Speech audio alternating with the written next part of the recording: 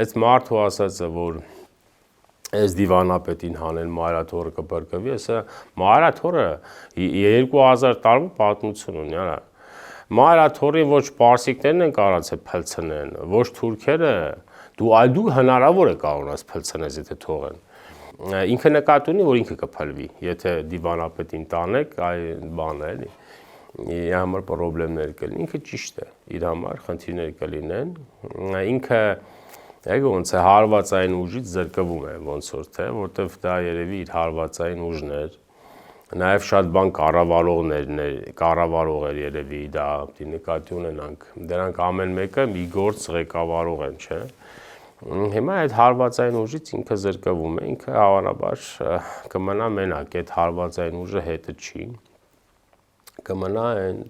դատարկ խոսացող հատվածը, որն էլ աստիճանաբար կարծում եմ իրենք էլ աստիճանաբար կցրվեն կգնան։ Ինքը պետք է նկատի ունենի, ինքը մի բան լավ վերլուծի։ Դու բախվել ես պետությանը, ակնհայտ չի, որ չեք կարողանում հաղթահարել այդ պետության արգելքը։ Պարզ չի, բայց համառ են, ուղեղների հետ խնդիր կա երևի, չգիտեմ։ Լկտի են այդ մարդիկ, չեն ընդունում պետությունը, ով է բան, ասենք, մարդ չես հասկանում, արա, չեք կողմերի սաղիդ հավաքել են, տարել են արդեն։ Ձեր շրջապատն ձեզնից յան է տվել, չեք հասկանում, որ հաջորդը դուք եք։